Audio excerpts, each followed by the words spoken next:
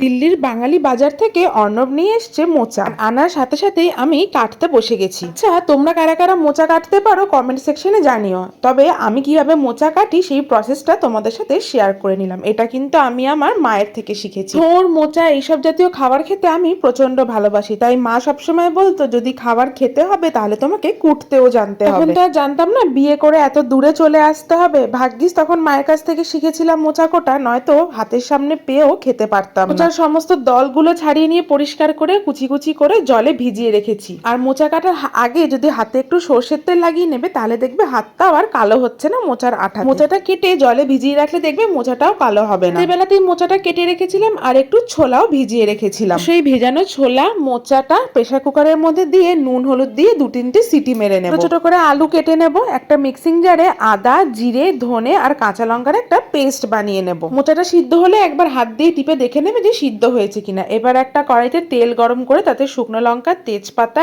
এলাচ আর দারচিনি ফোড়ন দিয়ে কেটে রাখা আলুগুলো দিয়ে একটু ভাজা ভাজা করে নেব। এরপর ওই বাটা মশলাটা দিয়ে নুন আর হলুদ দিয়ে বেশ কিছুক্ষণ নাড়াচাড়া করে নেব। এবারে সিদ্ধ করা মোচাটা দিয়ে দেবো। মোচা কাটতেই যায় একটু ঝামেলা। একবার কেটে নিলেই আর সিদ্ধ করে নিলেই কিন্তু খুব তাড়াতাড়ি রান্নাটা হয়ে যায়। আর ভীষণ সুস্বাদু একটা নিরামিষ পদও কিন্তু হয়। আলুটার সাথে সিদ্ধ করা মোচাটা ভালো করে কষাবো। নামানোর আগে একটু চিনি আর ঘি দিয়ে কত সহজেই তৈরি হয়ে গেল নিরামিষ মোচার ঘন্ট।